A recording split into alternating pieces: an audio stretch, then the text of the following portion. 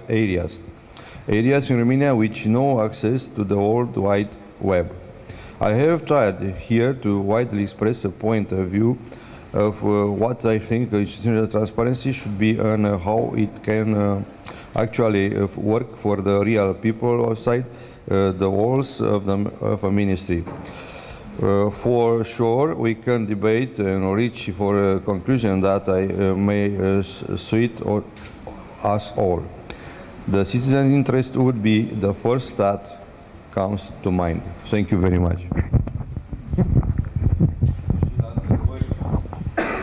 Răspundeți punctual, cu plăcere. În ce măsură lucrați cu domnul Puchiu? Pe unde se intersectează undeva zona noastră de activitate? Vreți să spuneți dumneavoastră, ca să, mai ales pentru partenerii din Georgia și Armenia, că undeva noi, pregătind agenda evenimentului, ne consultam și cu privire la importanța coordonării între instituțiile guvernamentale pentru implementarea OGP-ului și, în general, pentru crearea de mecanisme de acces la informații. Vă rog. Yes, we complete each other for sure, and there are two areas or actions that we somehow work together for them. One of them is open data, which is of course on our responsibility, being the coordinator for open government, having the platform for open data, and well, it's naturally in our responsibility, but we have to complete with the ministry in terms of actions related with the biggest strategy, the bigger strategy of digital agenda. So we collaborate on this field for sure. Another point we collaborate very much is this, even what you mentioned, the interinstitutional collaboration, because what we noticed, and it's something well known, at least in Romania, it's very hard for a ministry to impose another ministry some solutions. This is a cultural problem, probably is not only in Romania, but sometimes the Ministry of Information Society has no means to convince, for example, the Ministry of Interior, which is a bigger ministry, it's more important, or Ministry of Finance, yes. So in terms of that being in the center of government and being like you know, neutral part, we're not involved into this game between the ministries, can help, and it helps in some of important issues. Also, an area we collaborate very much is this technical economical committee, which approves the ITNC projects larger than I don't know, 250,000 euros, I believe. And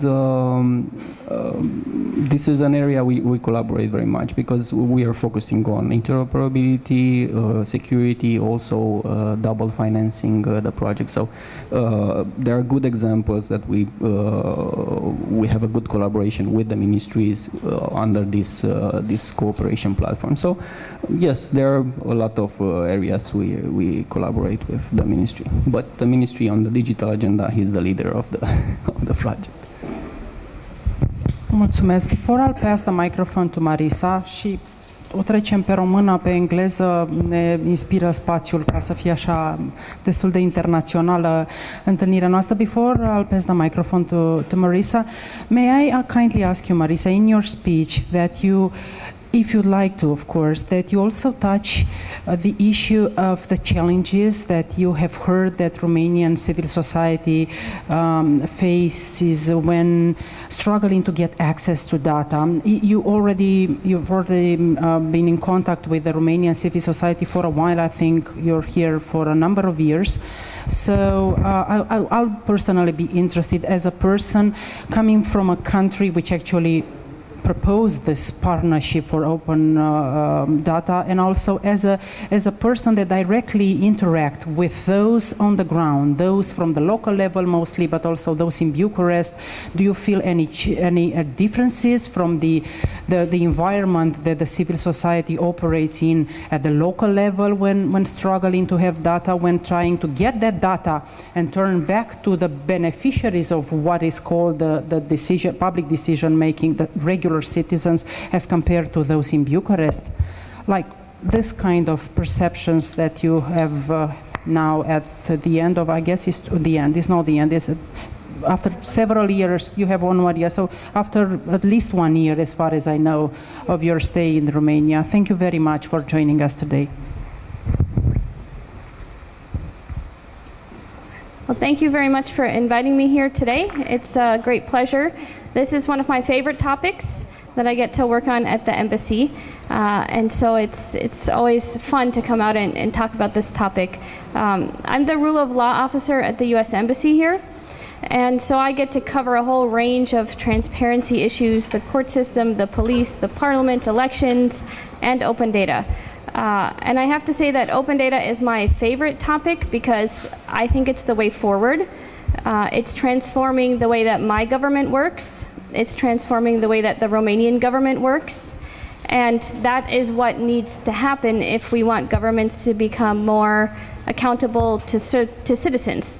Because in a democracy, the government is a representative of the citizen and is there to provide things that the citizen wants or needs. So I would say that in my experience as a bureaucrat, governments are really fantastic about collecting all kinds of data. We are constantly tasked with find out how many cows there are in a county, or find out how many people are in prison, or find out how many people own houses. Huge amounts of data. Your government collects, my government collects, Radu's government collects. But you know what we're really terrible at? Interpreting the data. Sharing the data too, but we have huge amounts of data that are just sitting there. Sometimes it's in an Excel format, sometimes it's in a database, sometimes it's just on a book underneath somebody's desk. I used to work in India, and I would have to go and verify diplomas and marriage certificates and so on. They had storeroom after storeroom after storeroom of just pure data. Lots of data. But the point is, if you don't use the data, what's the point of collecting it? And frankly, it's demotivating as a civil servant to have to collect all this data and then nothing ever comes of it. It's not very much fun, I would say. So this is what open data and open government partnership is all about. Figuring out a way to use the data and figuring out, after you've used the data, ways to either offer e-services, to improve decision making, to change policies so that they reflect what the citizens need or what the government needs. And a lot of the things that I see here in Romania are the same that I saw in Macedonia or in India or even in the United States. There's just a lot of data out there. You could say that maybe in Romania it's perhaps less computerized than in the United States, but the main issue is that there's data out there, people don't even know that it's out there, and then accessing the data can be difficult, depending on the mindset of the person who works there and the structure of the institution. So, for example, I write the human rights report for the State Department for Romania. We have extreme difficulties as the United States government getting statistics for our report. So if I, as a government, foreign government, have difficulty accessing the data, you could imagine what some people who are from smaller organizations might have. And that's why we're working together with countries all over the world. I think there's more than 65 in OGP right now, to try to open the data, to try to make it more accessible, and to try to improve the processes whereby people can access that data without too much difficulty. Because sometimes I get requests for data from the US government, and then I can't find the person in Washington who has access to the database where the data is stored. And it's the same here. Sometimes we know there's data out there, but only one person in the ministry is allowed to interact with the person seeking the data, and maybe that person needs permission from the minister to get access to the storeroom that has all of the case files. So these are some of the things that we're working on in the United States as well. The cool thing about OGP is that it's a new field. It's not like there's a world leader in this. It's not like anybody knows more than anybody else. I'm on the listserv for the US government for this, and some of the questions I see about technical specifications, what kind of data, privacy concerns, how to use the data, are the same things that I'm hearing from Romanians. And probably the same things that we hear from Georgians and Armenians as well. So to conclude, I'll give you one short example, a very recent example of how we're using open data to increase citizen participation in citizen services and change policies in the United States. And it's the Consumer Finance Protection Bureau. It's a new institution. So raise your hand if you ever have had a problem with a bank or a credit card company, a loan company. Most of us. Tax people. I have problems with my tax people at the moment. So people encounter a lot of problems with financial services institutions. Raise your hand if you've ever had a problem with your government. Yes. I have problems with my government. So, yes. So basically this, I've got problems with both. Thank you very much. Yes. So governments are not perfect. Institutions are not perfect. NGOs are not perfect. But this institution was started in 2011. It's called the Consumer Finance Protection Bureau. And basically, it was set up because people had so many complaints with the way that the financial system was working in the United States that it was decided now was the time to do something about it. So this institution, among other things, takes complaints from users of financial services in the United States. How many complaints do you think they've gotten since 2011? Not millions, but a lot. 667,000. That's a lot of complaints. And one thing they do is they look at the complaints and they help the complainer get a response from the institution who has bereaved the person. And that's a very positive thing. But the real reason they're taking these complaints is because they want to see patterns.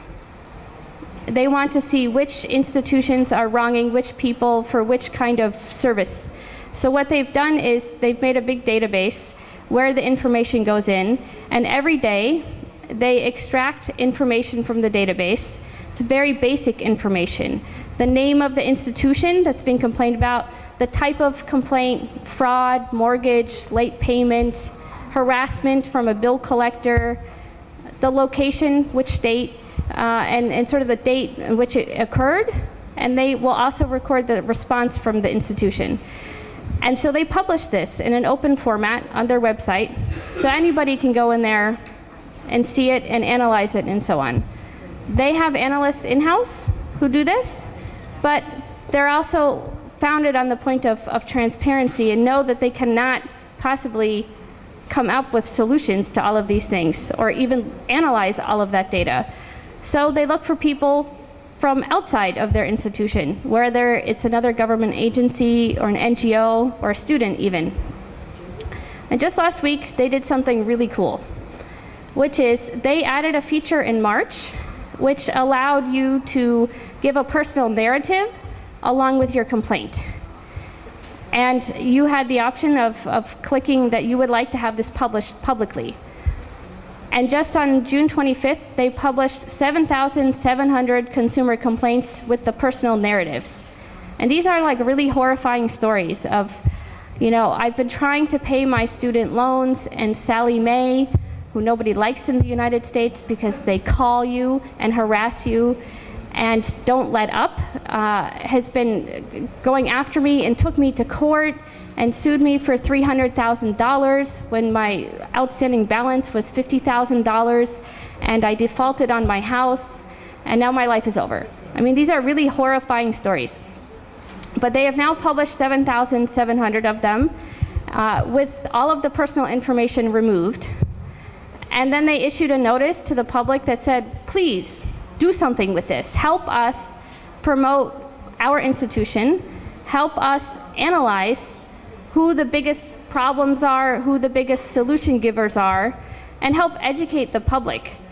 And help us learn what we need to fix as government officials.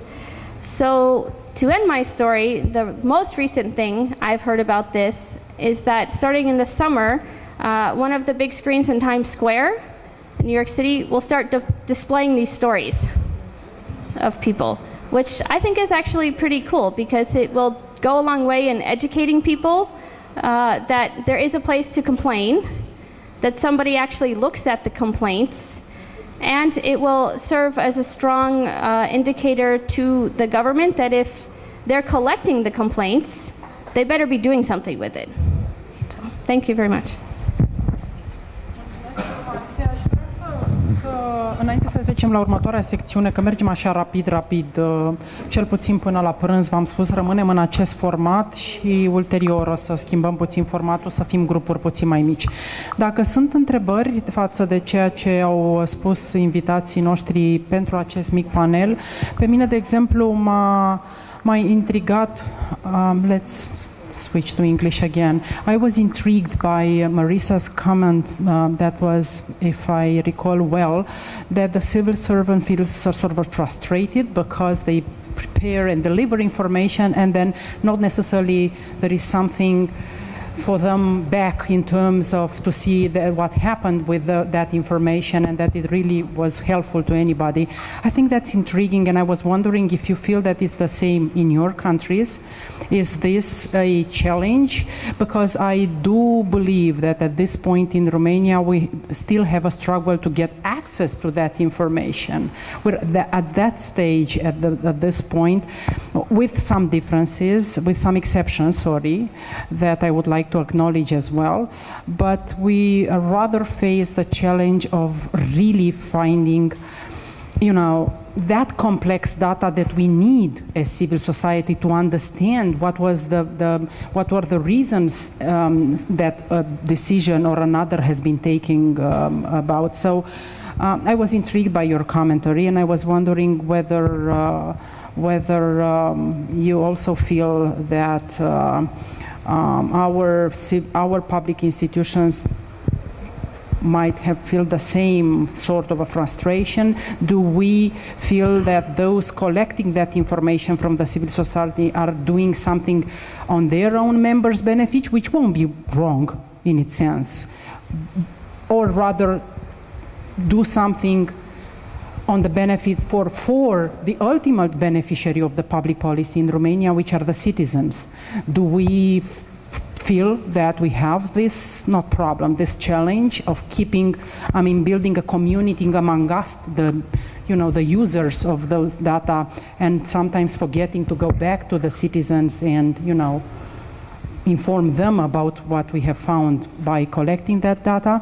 So very, very interesting speech with very concrete examples of the US experience in, daily life, so to say. Thank you very much, Marisa. I'm opening the floor to you before the next panel will start. Dacă doriți să întrebați ceva pe cei trei primi vorbitori care au spart gheața în dimineața aceasta, vă rog, Codru. Vrei să... Nu? Ok. Nu? E prea de dimineață? Apropo, să știți că este cafea. S-a făcut între timp. Când ați venit dumneavoastră, nu era chiar pregătită toată. Pe partea cealaltă a acestui panou, din stânga mea, vă rog să vă ridicați, să mergeți să vă luați o cană de cafea când simțiți nevoia. Dacă nu sunt întrebări, atunci îi pasez microfonul lui Bogdan. Bogdan, începem trebuie să ridici, să vii în față. Mulțumesc, Marisa, mulțumesc, Radu. Și o să-i pasez lui microfonul exact cu aceste întrebări, Bogdan.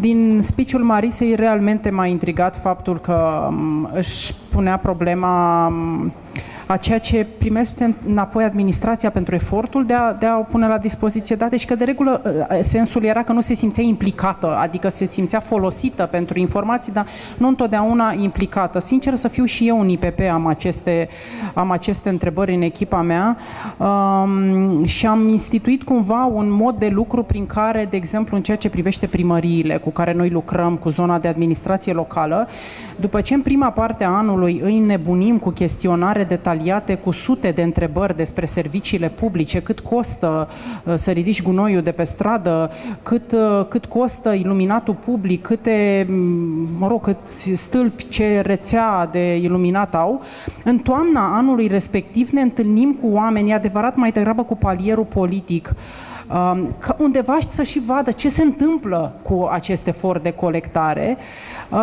și simt nevoia să te provoc și pe tine cu aceasta. Avem tendința să ținem aceste date pentru noi, the freaks, noi cei care căutăm, scormonim, sau începem să ne obișnuim să le dăm și înapoi celor care ni le dau, pe de-o parte, și publicului larg. Eu aș insista și pe această componentă mai departe. Bogdan Gavrilă, Bogdan este și cel care ne-a oferit cartea din sacoșelele dumneavoastră, care este o carte emblemă pentru o mișcare, tot folosesc, cred că am un nou mod de gândire, spune Bogdan, eu o să-i spun o revoluție în zona activiștilor din societatea civilă, e vorba de tânăra generație, eu zic că și eu mă pot considera, dar o să ne spună Bogdan ce înseamnă tânăr. În fine, în sacoșică aveți această carte, care este o carte mesaj despre o nouă generație de activiști care este implicată în zona societății civile și nu numai, și în sfera guvernamentală, și care sperăm să vă pună pe gânduri apropo de faptul că se schimbă România, sub o formă sau alta se schimbă România, aș zice eu, așa pompos să spun. Te rog, Bogdan, te ascultăm. Bună dimineața! Vă mulțumesc foarte mult pentru invitație. Într-adevăr, and I'll switch to English. Indeed, Violeta said there is something about politics, and that there is a huge need for champions in politics. And I would try to compare data with highways. First of all, my name is Bogdan. I thank Violeta for introducing me. I'm a social activist. I've been volunteer all my life, except with several years. I was in the corporate business doing social media and new media. And at some time in my timeline, I had the chance to go to the United States in a State Department-sponsored program, and I had the chance to meet tons of activists and people working in governmental administration, and people working in Silicon Valley, and people working also in the politics. So this is my short story. But I'm very much preoccupied with the informal changes in a society, and the changes you don't see on TV. Because there is a saying on the internet that the revolution will not be televised. And every day, every morning, I wake up believing that the revolution is happening every day, and it's happening right now. And all these talks help us understand the revolution we live